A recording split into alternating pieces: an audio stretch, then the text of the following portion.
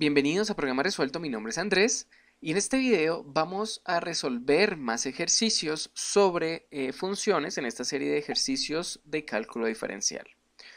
Nos están diciendo en este ejercicio, que es el número 13, que se ponen unos cubitos de hielo en un vaso, se llena el vaso con agua fría y luego se coloca sobre una mesa.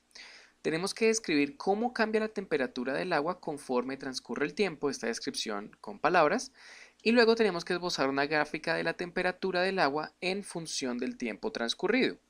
Entonces, vamos a describir qué es lo que pasa verbalmente con esta situación. Lo que pasa, o lo que yo me imagino que pasa, es que el agua está un poco más fría de la temperatura ambiente, pues precisamente porque es agua fría. Y cuando llega al vaso, esta empieza a enfriarse un poco más porque hay una transferencia de temperatura, de calor, con los hielos. De manera que los hielos, que están mucho más fríos que el agua, hacen que la temperatura del agua baje. Pero luego va a haber un punto de estabilidad en el que los hielos y el agua tengan más o menos la misma temperatura. Y en ese punto, pues los hielos se van a estar derritiendo, siempre se van a estar derritiendo. Cuando los hielos se terminen de derretir, lo que va a pasar es que el agua va a entonces bueno, los elementos siempre tienden a tener la misma temperatura que la temperatura del ambiente. Entonces, ya que no hay nada más que esté controlando la temperatura del agua porque no hay hielos, la temperatura del agua va a empezar a crecer hasta tratar de igualarse con la temperatura ambiente. Y luego cuando se iguale con la temperatura ambiente, pues ya va a dejar de crecer. Eso es más o menos lo que le va a pasar al agua. Entonces, ¿cómo se grafica eso? Pues muy fácil. Vamos a hacer una gráfica acá. Y vamos a decir que este eje es el tiempo. Vamos a decir que es el tiempo en horas, puede ser. Tiempo en horas o en minutos, no sé. Sí, vamos a decir que en minutos debido a que, vamos a decir que los hielos eran pequeños y se derritieron rápido. Tiempo en minutos. Y aquí vamos a colocar la temperatura. Entonces, sí cabe colocar una línea que va a ser la temperatura ambiente. Vamos a decir que la temperatura ambiente está más o menos a este nivel. Así que se note acá. Y pues vamos a ver, cuando llega el agua al vaso, pues podemos decir que que el agua tenía esta temperatura acá, debajo de la temperatura ambiente, porque pues el agua estaba fría. Pero cuando entra en contacto con el hielo, pues empieza a bajar. Esa temperatura está por la temperatura más o menos de hielo. Y esa es la primera línea que estamos esbozando ahí. Vamos a hacerla un poquito más gruesa, así. Y luego lo que pasa es que, como les comenté, el hielo y el agua se mantienen más o menos en la misma temperatura mientras el hielo se derrite, y en este punto el hielo ya se derrite completamente, lo que permite que el agua empiece a crecer sin ningún problema, a igualarse a la temperatura ambiente, y cuando se iguala a la temperatura ambiente pues ya se mantiene a esa temperatura. Entonces este es el cambio de la temperatura del agua con respecto al tiempo. Baja por los hielos, se mantiene cuando se llegan a la misma temperatura, se derriten los hielos, puede subir a temperatura ambiente y ya se mantiene ahí. Que sería pues prácticamente el ejercicio número 13 totalmente resuelto. Entonces vamos a ver qué otros ejercicios tenemos para este video. Nos están diciendo que aquí 3 corredores compiten en una carrera de 100 metros, este es el ejercicio 14, y que la gráfica muestra la distancia recorrida como una función del tiempo de cada corredor. Nos están pidiendo que describamos en palabras lo que la gráfica indica acerca de esa carrera, quién ganó y si cada corredor terminó la carrera. Entonces lo primero que podemos ver es que en el eje X están dándonos el tiempo en segundos y en el eje Y están dándonos la distancia en metros. Nos están diciendo que esa es una carrera de 100 metros, es decir, que la meta era haber llegado a 100 metros o más, por lo menos haber alcanzado los 100 metros. Entonces, pues vamos a ver qué pasó en la carrera. Primero, ¿quién ganó la carrera? Pues la ganó la persona que llegó en menos tiempo a los 100 metros. Vamos a hacer una línea muy delgada solamente para ver si todos llegaron a estos 100 metros. Vamos a ver, según esto, sí, los 3 llegaron a los 100 metros. De hecho, ahí estamos respondiendo la pregunta de que si cada corredor terminó la carrera. Sí, los 3 llegaron a los 100 metros. Pero si estos son 20 segundos y esta gráfica azul muestra el desempeño de A y A llegó, por ejemplo, por acá, él llegó como a los 18 segundos, pues llegó más rápido que B, que llegó como a los 19 segundos, y más rápido que C, que llegó como a los 22 o 23 segundos. De manera que el ganador fue A porque llegó en el menor tiempo a los 100 metros.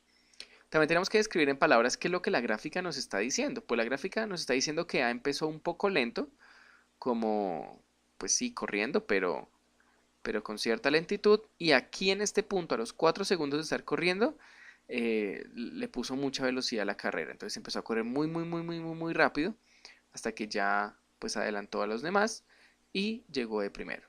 ¿Qué le pasó a B? B corrió muy rápido al principio. Miren que en muy poquito tiempo llegó muy arriba en distancia. Corrió muy rápido al principio, tal vez se cansó y tuvo que descansar todo este tiempo o correr un poco más lento porque se cansó mucho en esos segundos que corrió demasiado rápido. Le tocó descansar un poco y ya al final empezó a correr un poco más rápido, sobrepasó a C y quedó de segundos. Y C pues en realidad se mantuvo más o menos igual toda la carrera. Digamos que no se dedicó a correr muy rápido ni a cambiar su velocidad. Empezó a la misma velocidad con la que terminó aproximadamente y terminó, aunque llegó de último. Entonces, esta es la descripción en palabras de esta gráfica. Muy fácil también. Vamos a ver el último ejercicio del video de hoy, que es este. Esta gráfica muestra el consumo de potencia para un día de septiembre en San Francisco. Nos está diciendo que P es esto, que la potencia se mide en megavatios y que T, que es esto, se registra en horas a partir de la medianoche. Es decir, que esta es la medianoche, 3 de la mañana, 6, 9, 12, 3, 6 y 9 de la noche y termina el día. Ahora, en el inciso A nos pregunta cuál fue el consumo de potencia a las 6 de la mañana. Esa es la pregunta A. ¿Cuál fue el consumo de potencia a las 6 de la mañana? Según la gráfica.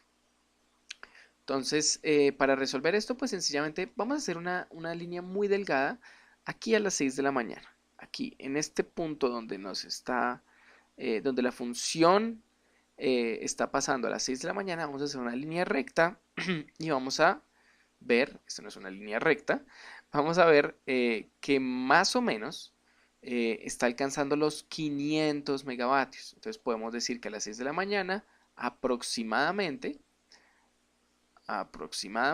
hubo un consumo de 500 megavatios. Bien, también a las 18 horas, a las 6 de la tarde. Entonces, a las 18 horas, ¿cuánto consumo hubo? Pues vamos a hacer exactamente lo mismo. Vamos a dibujar una línea muy delgada a las 18 horas donde esté pegando aquí en la función y nos vamos directo a donde llega la gráfica. Y aquí en el eje Y está llegando un poco más arriba de los 700, un poco más abajo de los 750, yo diría 720 aproximadamente. Ese es aproximadamente el consumo a las 6 de la tarde. Aproximadamente son 720 megavatios. Y luego en el inciso B nos están preguntando ¿cuándo fue el consumo de potencia más bajo? Entonces, para ver cuál fue el consumo de potencia más bajo, sencillamente tenemos que verlo aquí se ve que el consumo de potencia más bajo fue este de acá. ¿Y cuándo fue? Pues esa eran más o menos las 4 de la mañana, aproximadamente las 4 de la mañana. Pero pues digamos que no es que a las 4 de la mañana sea el consumo más bajo, porque también lo podríamos colocar en un rango. Podríamos decir que de las 3 a las 4 y media también. Se podría decir que de las 3 de la mañana a las 4 y media es el rango con el consumo más bajo del día. 4 y media, ¿no? Dijimos. 4 y media. Y también nos pregunta cuándo fue el más alto. Entonces el más alto lo vemos por acá. Los picos fueron acá. Ese pico llegó casi que al mediodía. Entonces aproximadamente el más alto fue a las 12 p.m. al mediodía. Pero en general, pues se mantuvo alto desde las 11 de la mañana hasta las 4 de la tarde. Si lo podemos colocar en un rango, va desde las 11 de la mañana hasta las 4 de la tarde. Y nos está preguntando que si esos tiempos parecen razonables. Sí, a mí me parecen razonables. La gente ve mucha televisión y tiene muchas cosas encendidas, muchos electrodomésticos encendidos a la hora del mediodía. Tal vez ahí es donde se cocina toda la comida del día o donde más se ven, pues de nuevo, la televisión o más se usa la licuadora o más se prefiere lavar la ropa, por ejemplo. Entonces sí, tiene cierto sentido que a esa hora sea el consumo de potencia más alto de energía. Y obviamente a las horas de la noche, pues aunque hay electrodomésticos prendidos, no hay tantos como en la tarde, como entre las 11 y las 4 de la tarde. Y obviamente la gente está durmiendo en la madrugada, eso explica que de 3 a 4 y media, pues el consumo sea muy bajo, aunque venía muy bajo desde, o bajando, desde estas son las 8 de la noche, que es donde la gente empieza a ir a dormir. Y empieza a crecer como a las 5 o 6 de la mañana cuando la gente se despierta. Entonces sí tiene mucho sentido esa gráfica, esos tiempos parecen razonables y pues esa sería la respuesta para este ejercicio. Así entonces es como se resuelven estos ejercicios en los que nos piden interpretar una gráfica, pero además de ello describirla con palabras. Y para la información que nos han pedido, estas son las respuestas. Espero que les hayan servido, que hayan aprendido un poco más y nos vemos en el siguiente video en el que vamos a hacer algunas gráficas de funciones. Hasta luego.